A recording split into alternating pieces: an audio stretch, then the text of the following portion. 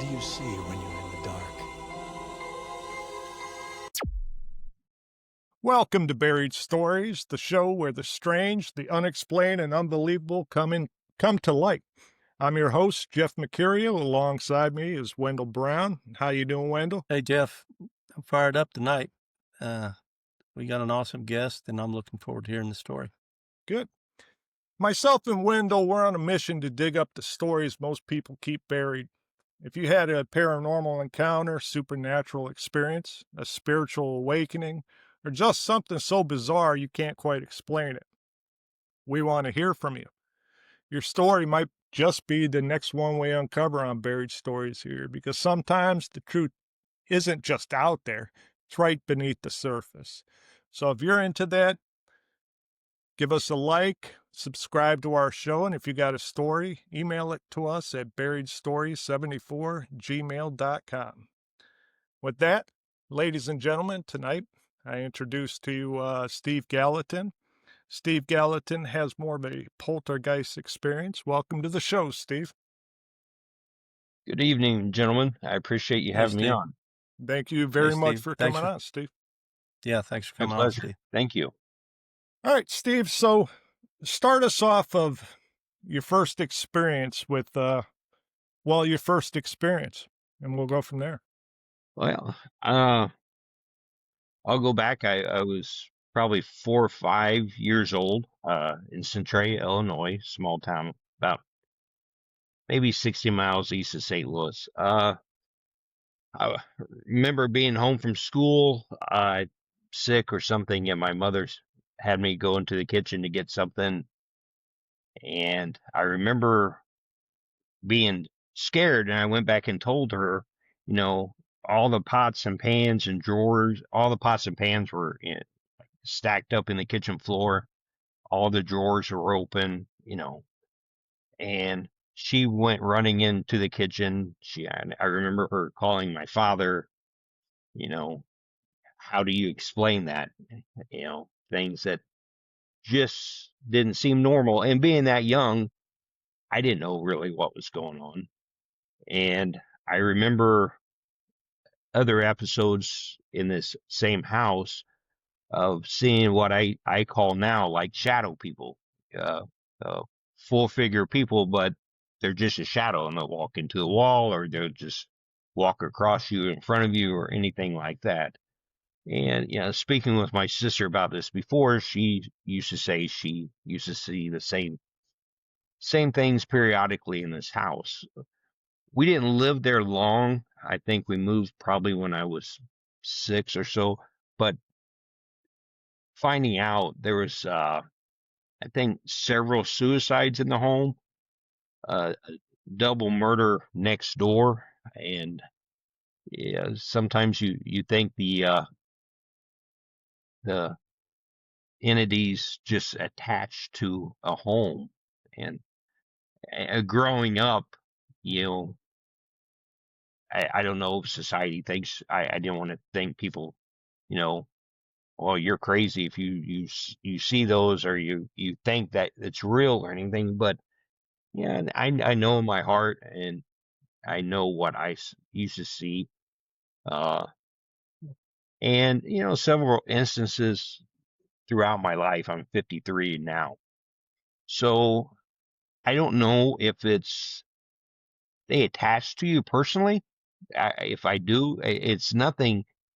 I don't want you to think it's like a exorcism needed in it, or nothing. I don't levitate and people in the bed or Right. nothing. It's just weird things, like lights going on and off, cabinet door slam in the middle of the night for no reason, uh, dogs bark, or I had a golden doodle in Arkansas that would walk up to the top of the steps and wag her tail like somebody's playing with her. Just weird things that in my life that have happened. And the older I get, you kind of embrace them because, Right. not everybody, I don't know if it's an opportunity or a curse or whatever, but, it's, very wild sometimes when you think, when you're sitting in a room and uh, if once again, the shadow people, or I call them, you just see somebody walk across the room. You know, uh, one time in Arkansas, uh, I was in the shower, and when you're in a room and somebody walks in front of the light or something, the light dims for a brief second.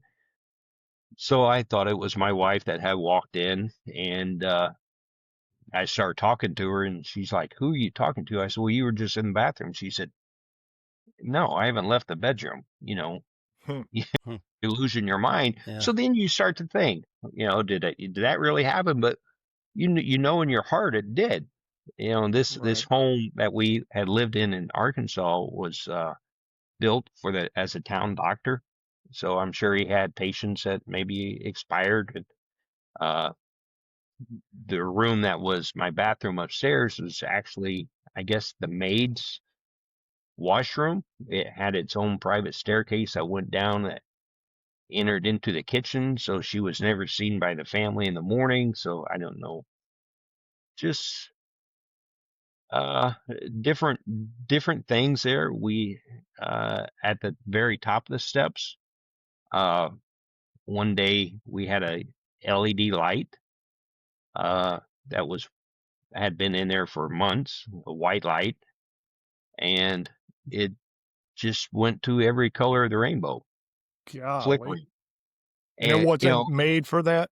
no, it wasn't. It was what I called my wife. I said, come and look at this. She said, it's one of those, you know, trick light bulbs. I said, so we took it out, and it was, pure white, soft light LED light. It wasn't made for that, and it never did it again. So So going back to the first house, the first incident when you were young and your mother called your father, how'd your father explain it? Or how did like your mother and father explain this weird happening to you, or did they not say anything about it? they no, no. My mother was very very devout Christian.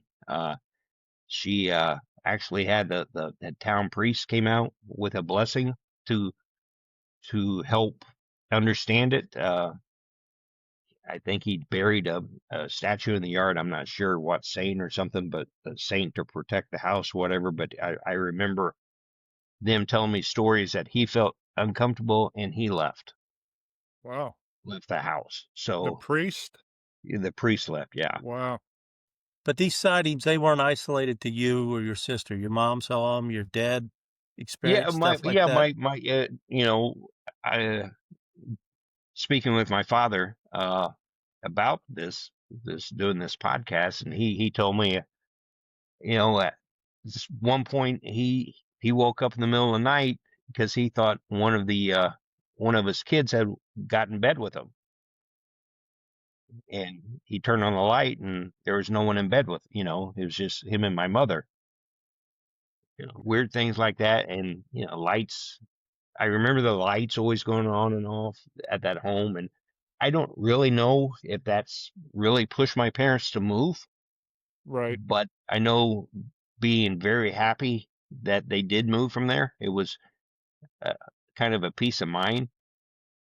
And when did you uncover all the incidents that happened at the house, the suicides and the double murder? Later on, when I was in high school, because I think there was another instance or something tragic that happened in the home, and my mother had told me everything that I don't know if she had kept it from us, but she had told me everything that had transpired in the home, from the suicides to the double murder next door to it was a very very unique childhood. And Steve, the shower thing, that's when you were out on your own, you and your wife were on Yeah. your Oh own yeah. Yeah. Yeah. in That a was different probably location.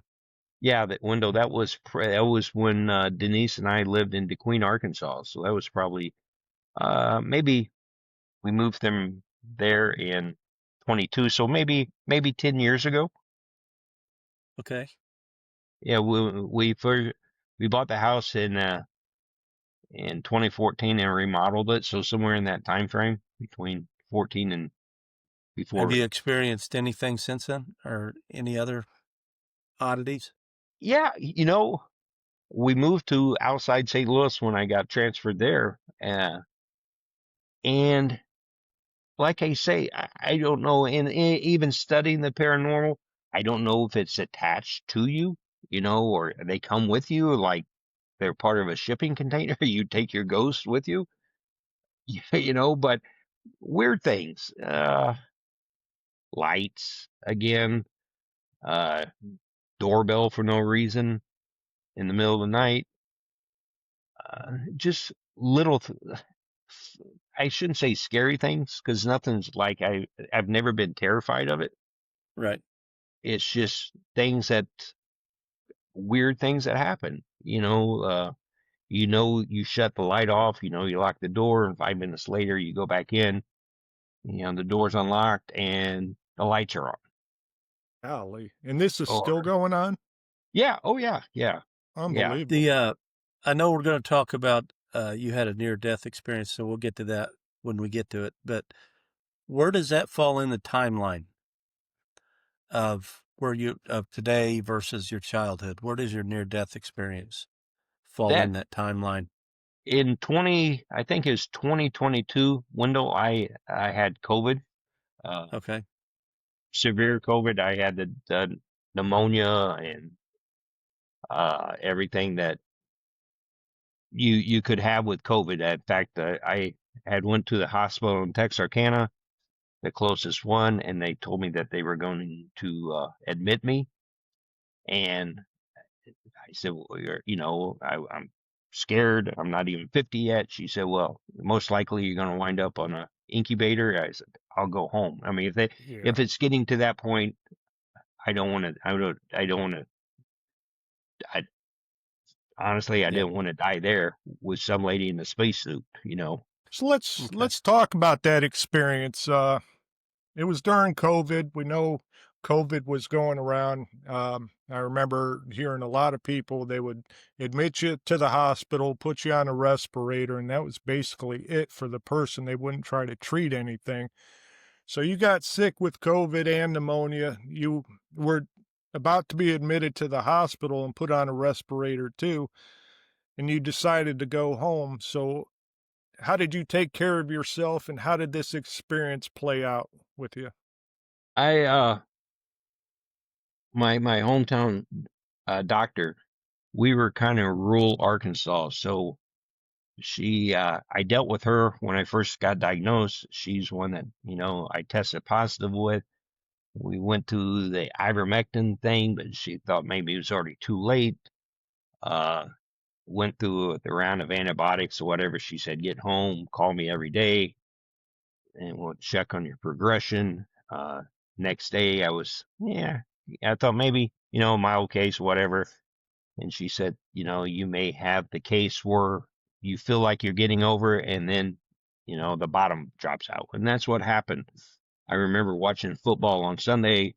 I was staying upstairs, and my wife, we had her mother living with us at the time, and they stayed in the bottom half of the house. So we kind of quarantined from each other. And I told her, I called her. It sounds weird calling each other in the house, but I called her. I said, I'm feeling better. She said, well, you got to stay up there. You can't come down. I said, okay. So I watched football, and she would bring me food and put it outside the bedroom door and knock. Then I'd wait until she got downstairs and I'd open it and whatever. We were, I called her later that night. I said, my fever has kicked in. I'm I'm getting worse. So the next morning I called Kelly, my doctor, and uh, she said, I'll meet you in the parking lot. I'll give you antibiotic shot. She said, we'll try this. And so I remember getting dressed in January or February in that time frame, driving to her clinic, her walking outside with a mask and a coat on, and me pulling down my side of my sweatpants and getting an injection. And we Right. did this 2 or 3 times, and with the ivermectin and other antibiotics and everything. And I was talking with my wife. I said, Denise, I am so sick. She said, well, call me if you get worse, because the next step was to go to the hospital. So Right. the next morning through this process, I went to Texarkana, because if you called 911, being in a rural area, when they came and got you, they sent you to the nearest hospital. So you could wind up 200 miles away or wherever they had her bed. Right. So I drove myself the 45 minutes to the hospital and went through the x-rays and the double pneumonia, the thrush, everything. And the doctor there, who's looked like, she was from NASA with all his headlights on and oxygen. She said, that they would be admitted and put on the respirator. I said, if I'm going to die, I don't want to do it here. Right. So I drove myself back home, went up to bed, and that night I had talked to Denise, and she said, just call me if you get worse. And I remember there laying there, gentlemen, so sick I couldn't talk, couldn't breathe. Right? And I thought, I'm just going to take a nap. Well, during that nap, I guess that was it. Honestly, I remember looking down at my own body, Uh, looking, seeing this. It's almost so personal, is seeing this beautiful kaleidoscope of colors that is so hard to describe, so beautiful, but so vibrant. right. And I remember moving my body freely. I mean, I remember looking at my wife on the couch, knowing what she was watching on TV. I watched her take a drink of Pepsi out of a bottle. I went back, I looked at my body, and I had messed the sheets, just like you do when you expire. I mean, Right. I was done.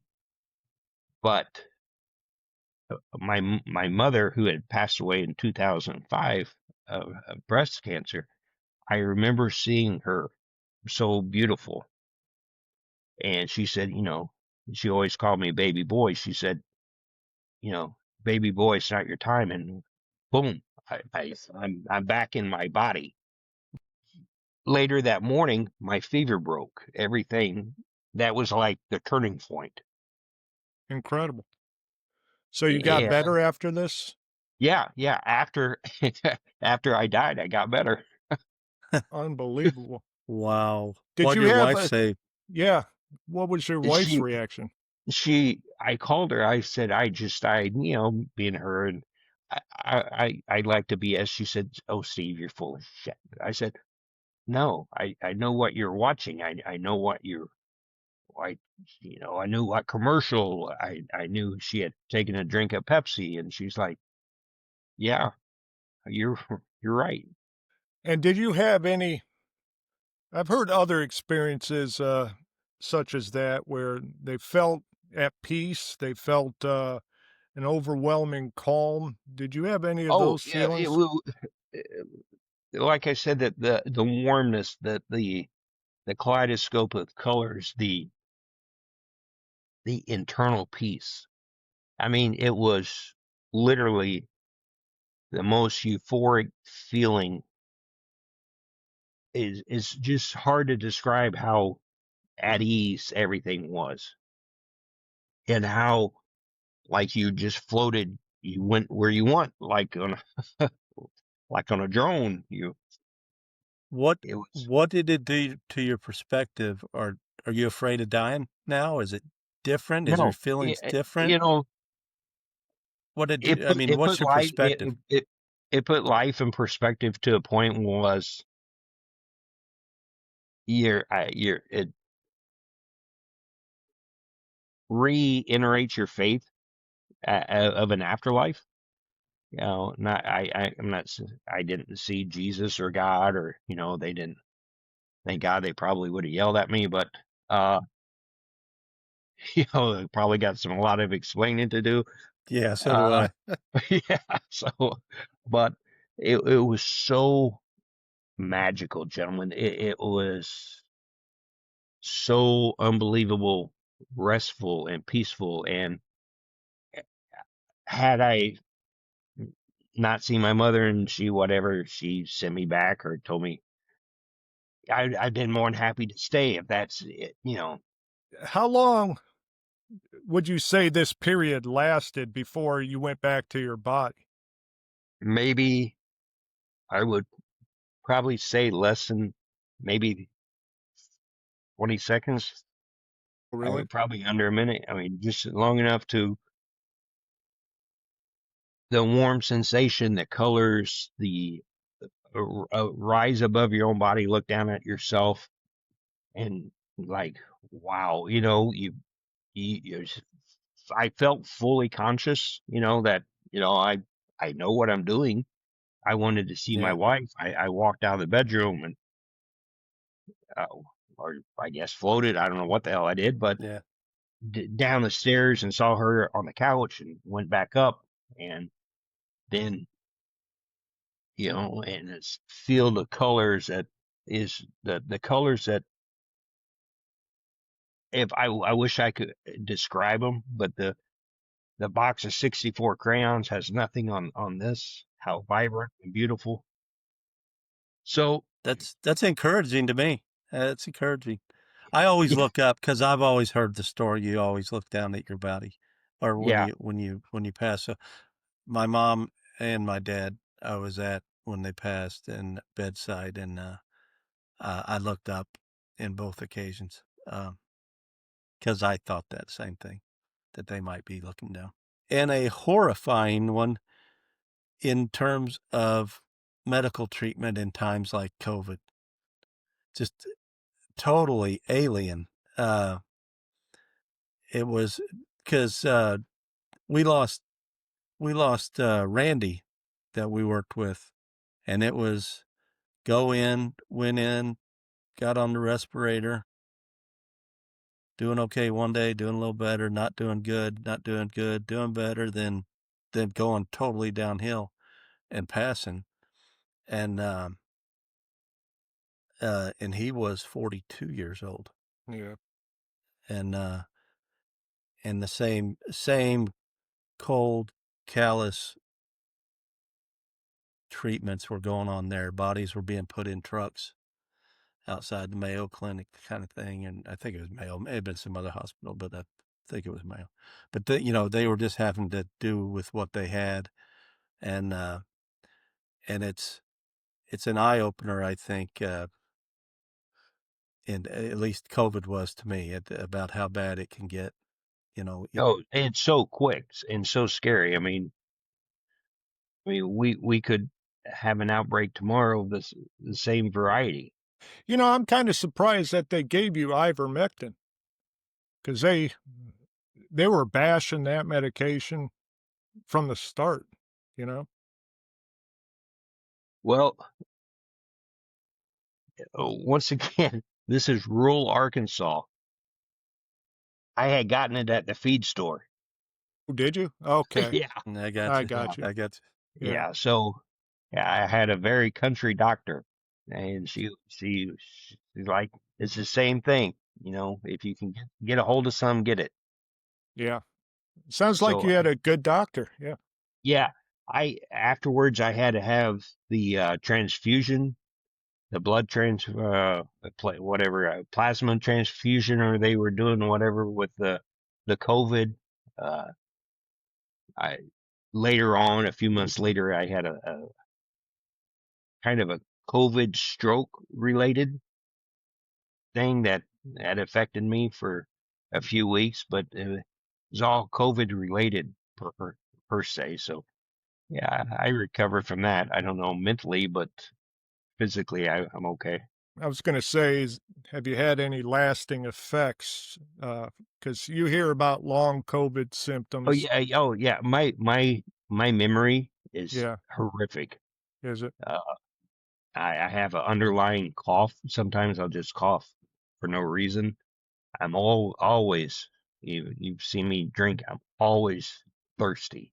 Going back to the poltergeist situation, did you have any other experiences in that first house, or did you have brothers and sisters there with you? Yeah, I'm the youngest of three. I have an older brother and an older sister. You know, they were, I don't know, until one night we kind of all sat down when we were older and we started talking about it and like, yeah, man, that used to scare me. And my sister, you talked about, sleeping with their doors shut, or I would, I was little, but I was always afraid of the shadow people, kind of seeing them. Mhm. You know, I knew that wasn't normal, even at 4 or 5. Jeff, what do you think? Place or person? Sounds like place. Man, it But he starts saw out it with in his new place. house too. That's what I'm saying. Yeah. Because we went through the same thing, and if people go back to episode 2 and hear my story with my brothers and sisters, but it seemed to attach to my younger sister because it went from the house with her to the apartment we were living in, where my wife saw the shadow person crawling through the kitchen. So it seems to start at a place and attach. They seem to attach to you and travel with you, like you said. And it's amazing that, the stuff is still happening now. How many times have you moved? Oh, when I was overseas throughout my military career, I'd have weird things happen. I used to talk to my parents, like, I guess I brought it with me, Yeah, yeah. lights and, Or maybe you're just sensitive that way. Maybe I, you're just maybe it didn't go with you, but you're just sensitive to see things other people right. just glaze Yeah. over. Yeah. I've read that some people, maybe I have an open mind, maybe my personality, they attract to, I don't know. It's weird. After my mother passed away, at the time I was going through a divorce, I was staying with my father. I was working as as an engineer for the Canadian National. I got home like at 2 in the morning, walked up the steps, and there's my mother sitting in her chair that she would always sit in. You like I said before, she always called me baby boy. She said, "Well, baby boy, you better get something to eat." Okay, mama. And then she was gone. But yeah, and you hear other people. I don't know if this is our society. If you go out and tell people this, they like, he's a nut. But We don't care about that. yeah, I know. That's why I'm sharing it with you, because That's why. That's what. Yeah, that's how we are. We like this, and I like to think we're open minded.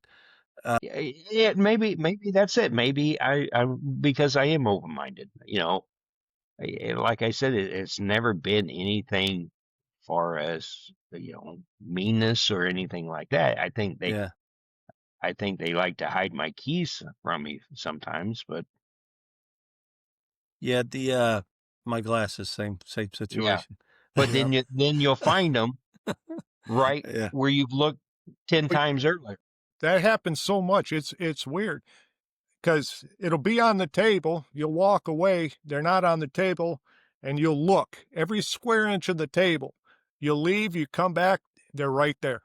It's Right. Yeah. yeah. Well, mine must have It's liked my glasses because I still haven't yeah. found them. So they took them Wow. for good. But the no, Steve, on your near death thing, that's why I was asking the timeline. Maybe you went over and came back, and something may have came with you, but that was kind of later on. Yeah, It's yeah, interesting that that was your dad had he even said you'd have a lot to talk about coming on the podcast. So Yeah, he experienced stuff. sure. So Yeah. it wasn't to you alone. No. After my mother passed away, I mean, it got to a point where he slept on the couch. He couldn't stay in the master bedroom anymore. Yeah. It's still, He Jeff, felt her presence. Or Jeff, where were we talking about? Because you said the pans were stacked up in the kitchen. That's almost like just mischievous kind of stuff. And what were we talking about, Jeff? Was it Skinwalker? The tractors in the trees and stuff? Yeah, they had an incident there where whatever was out there would play games where you'd find farm equipment up in the tree, a tractor. You'd find all the cows. You'd find all the cows stuffed into a shed, like Yeah. all the cattle. And I mean, just weird stuff like that. And we're talking like major equipment now. Nobody could get like a tractor in a tree, but just odd situations like that. But it It's amazing. wasn't malicious. Like Steve No, said, he never felt that there was any animosity or anything in his. sometimes they're very playful, especially they just want you to know that they're there. So they'll bang on doors, flick the lights on and off. A lot of people, it would really scare them. And it amazes me that it doesn't phase you at all. no, it like you said, until I get injured or scratched or something. It's just something that you accept. They're there. I don't see them, but there's things that sometimes you feel them, or you feel a warmth or a coolness or something, on certain special days or something, on birthdays or things like that. You feel a presence of someone. Yeah. We always talk about the three questions. Everybody's always referencing Steve as far as that things that will change your life. One is if you prove any one of these three, is there a God? What happens to us after we die? And are we alone? You prove any one of those three, and it fundamentally can change everything. And since your near-death experience, you said it strengthened your faith? Sure. Yeah. I know to a point where there is something beyond the next level, whether it be, hopefully it's heaven, because it looks it looked beautiful. Yeah. I don't know if it's, the big hooters in the sky or something like that, but it was very, very peaceful, very warming, very comforting. And my mother used to tell me, to help cope with death. She used to say, if when people die, if they were given the choice to come back, they probably wouldn't. And knowing that, going through that, Yeah. like I said, I'd been terrible to leave my children and my family, but I'd been very content to say, okay, I'm here. And I've And heard that a that's, lot where people that experience, a near death experience, they always get the choice, or told it's not your time, and they go back, and then others like follow the light or anything. But they all talk about this warm feeling, the peace that they can't even words can't even describe. So I mean, I truly believe that you were somewhere else at yeah, I do without a too. doubt. yeah. And as far as my perspective on my outlook on life, I try to be more genuine. I'm more outgoing, more more personal to everyone I meet. Because now I realize what I went through. Maybe they went through the same thing. Maybe that's what changed them. I treat people like I want to be treated. Yeah, And I think a lot of that came about with dealing with that. I mean, being in from the Marine Corps to management and everything. I don't want the persona of being brash or hard nosed or anything like that. You know, that's not me. That's not my personality. Semper Fi, by the way. Semper Fi, my friend. Yeah, I think that, to me, that your experience would be so liberating. I would assume, just from a standpoint, because we go through life and everybody's worried about, well, if I die, I won't see my family again and all that. And I try like crazy to tell my family, appreciate every minute, and don't pout for me when I go, because I've been blessed with you guys in my life. So God's done more than his share for me. But also not just me, but understand we're all going to die. We're all limited. That's the Oh, one sure, thing we sure. all have in common. Yeah, right. And I feel like people struggle. A lot of people struggle most of their life trying to avoid. We all try not to die in an accident and all that, but I'm thinking, but I mean, in their minds, they don't really grasp that it will come, and there's nothing you can do about it, and you can't save your whole family when you go, because like you say, when the time comes, you're probably not going to want to turn around and come back after you see heaven, type thing. So, Right. And because you would know, just relax back here. There's more to come, kind of thing, Right. just relax. But we get so caught up in trying to prepare and save the whole world and our whole big families and stuff. And I just don't think you can do it. I think the best thing you can do is don't give them a fish, teach them how to fish so they can make it on their own. Like you said, treat people like you want to be treated. But your experience would be so liberating to me, just to know. Anytime, that's what Jeff and I do. We try to know something, find something. We try to definitely, yes, we know it. Like you guys, Jeff and his haunting experiences, there's things he knows. They're there. So people can argue all day whether they were there or not. Jeff knows they're there. And to me, that's so liberating. And then with your experience is the same thing. So I think it's pretty cool. You're right. And Wendell, a lot of society, they're afraid that this is it.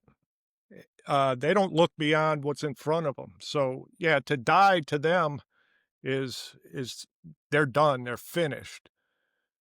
And they live like that. And you're right. Everybody's trying to prolong their life, and death is 100%. It hasn't lost yet. You're gonna get it. Steve's story is very comforting, but I take comfort. I'm from the Christian standpoint that there's something beyond here, and we got something to look forward to. And Steve, with your incident, like the everyday trivial things that happen, they probably don't bother you as much as they used to. Am I correct? That's what in I was saying kind that? of. I was Exactly. kind of Yeah. asking him that. Yeah. No. As far as life experiences, what I've been through, and my near death, you know, daily stuff's like I refer to as a lump in the oatmeal. You just deal Yeah. with it. Right. You know, it's don't worry about things you can't control. Do the best you can and go on. If you know you did your best and you were honest and fair and treated people the right way, that's all you can ask. Right. Do you mean a dusty ceiling fan's not the end of the world? Because if it's not, No. I got to go talk to my wife. Yeah. That's so weird. I worked last night. When I came home this morning, my wife was already up, and she's like, "Don't turn on that fan in the bedroom. It's so dusty." Wow. So you've had everything that the show is about. I mean, poltergeist experience, shadow people, near-death experience, and doesn't Yeah. seem you're a unique person. It doesn't phase you. It's amazing. Now, okay, Jeff, how can I change it? Right, right. You either you let it haunt you and be scared of it, or you embrace it and go with it. Steve, what do you think the shadow people are? You know, I don't know if it's the entity of uh someone trying to contact you or someone that you lost in your life that's just checking in. You know, I don't know. When I was a little kid, the first time I saw them, I didn't know what they were. I didn't know who they were. They were just, you know, two or three people walking down the hall. Wow. So I was really too young to understand death, Mhm. but I was old enough to understand I see people walking, you know. Do you think they're associated with death? Do you think they have passed and they're coming back, or there's something that's very much alive and just here with us? You know, Wendell, that's a great question, and I think just I went to a private Methodist college out of the Marine Corps, so we had theology and world theology and everything. It could be a little bit of both, you know. Maybe they just that's my golden doodles. Uh, yeah, yeah, shadow people, no telling.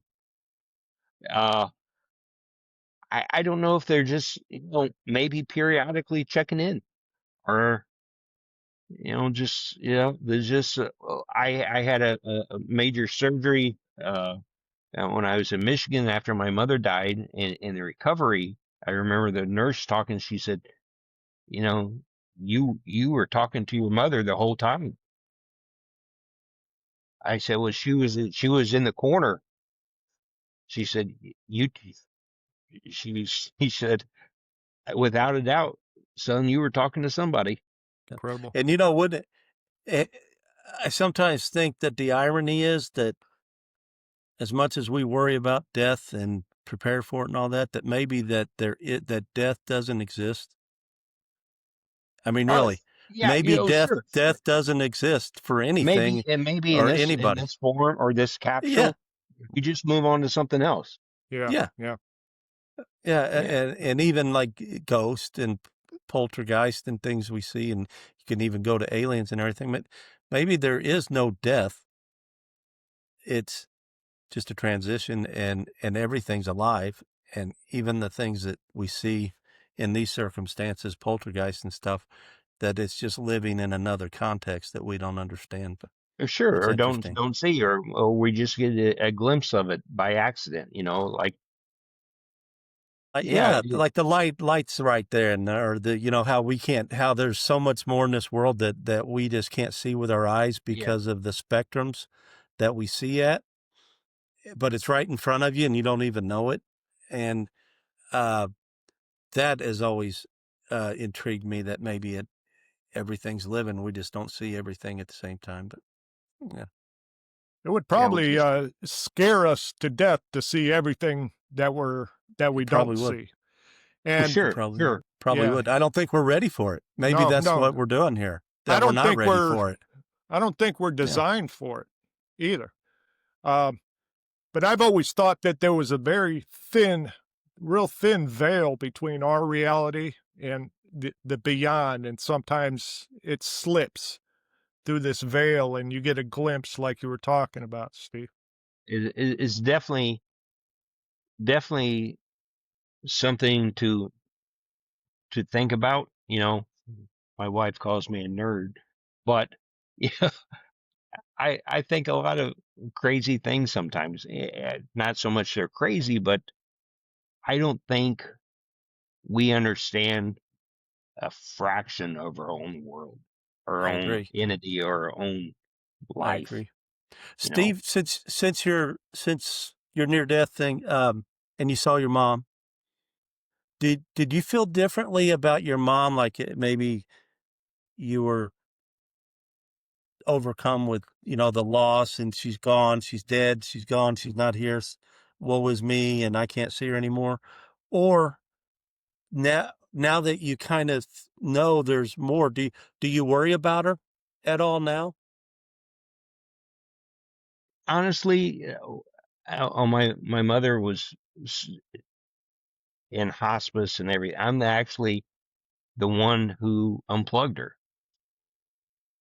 And it may sound crazy, but that gives me so much peace knowing that I helped her. I took her out of pain because at first I know it bothered me that, my sister didn't want to do it. My brother didn't want to. My father, they just had celebrated I think their 42nd wedding anniversary a few days Yeah. before she passed. But it gave me so much peace that knowing that she would have done the same thing for me. I mean, there's a special connection that I'll always have with her. Not because, I'm gloating that I unplugged my mother. No, but that inner peace and faith that knowing she was at ease and at peace with that. Right, and that was leaving this world, but do you worry about beyond where she's at, where she went? Do you have some peace about, no, But she just went on to the next no, thing? yeah, I have a whole heart of peace in knowing that she went to the ultimate place where she was supposed to go. So Good. That's how I feel too, about my yeah, parents. yeah, Is that I miss them. wherever I they're miss them at, for me. sure, yeah, Yeah, yeah. yeah. I'd But be selfish. I'm not worried about them. They were good No, people, and no, they're I know. they're in a Yeah, much better place than yeah, they've yeah. taken the ultimate trip that one day we all will take. And with all these experiences that you've had, did you really start to research the paranormal and things like that? Some, yeah, just to get a better understanding where like I think they call it the attachment, like you said they go with you. Right. It could be a guardian angel. It could be, like I said, it's never been anything sinister, but it's always like a presence, knowing that we're not alone. I'm a firm believer in that. And think about it. If you're that presence and you're hanging out all by yourself, and everybody's just doing their thing, going all around, and then there's somebody that notices you, you probably would make an effort to stay around. You understand what I mean? Right, right. If you're in that purgatory or whatever you want to call it, and you just see life going around you everywhere, and then all of a sudden there's somebody that notices you, I think maybe you would want to. You would make an effort. Right. So To reach out, or well, yeah, or to stay close. Yeah. I mean, he saw me once, maybe he'll see me again. I think we all have what is it my son calls the fear of being irrelevant. And I Right. think if you happen to be that kind of entity, or you're in that situation or whatever, and somebody does notice you, I think maybe you would try to tag along. I sure. would. Yeah, we've had a hell of a journey so far. Right. We're Yeah. not done yet. Well, Yep. Steve, your story is incredible. That's what this show is all about. I'm glad you came on. You were able to talk about it, because a lot of people, they just keep it inside, and they don't talk about stuff like this. And that's what this show is about, is the human aspect that this stuff does happen, and how does it affect us. So I'm very happy you came on, and wonderful story. Yeah. And Steve, you might get an invitation or something if one of these topics come up, and we need somebody that's experienced, either or a round table or something like that. Anytime. We might ask you again. But yes, thank you Please. for sharing. Thank you. Those are very interesting. And the near death thing, I mean, yours is very similar to other ones I've heard. When you said look down at your body, I mean, that that has got to be a weird feeling. Oh yeah, yeah. Looking down like, damn, I need to lose some weight. But Yeah, because that's true. Like I'm a big fat guy, and I love myself, and I look in the mirror and I'm thinking, yeah, we're all right. Yeah, we're good. I mean, we're not Lou Ferrigno or anything, but we're all right. But they always say that you look to other people, you don't look anything like what you see in the mirror to other right. people. Maybe that's why my wife's on me all the time about not drinking Cokes and stuff. But yeah, they say whatever you see in the mirror is not how everybody else sees you. So that I don't know what my wife sees when she looks at me, but I know it's not Brad Pitt. yeah, I don't think I'm impressing my wife either. So Yeah. There's no. Hey, I think make 3, so don't worry about it. but, I think she needs glasses. And I appreciate the opportunity. Anytime I'm here, I appreciate it. Thank you. yeah, you'll probably, like I said, you're most likely going to get an invite when we talk about these subjects again. Sure, it'd be great. Because periodically we're going to try to do a roundtable where we just talk about what we want to talk about and get everybody's just debate a couple things, kind of thing, philosophy. Okay. I Appreciate it, Steve. All right, gentlemen. Thank you. Thank you. Thank Have a you. great night. That was an incredible story. I hope everybody out there enjoyed it.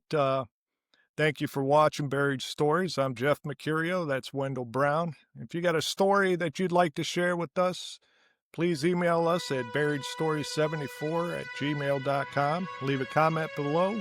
Hit that like button. If you like what you hear, subscribe. We have more stories for you to come. Thank you for watching.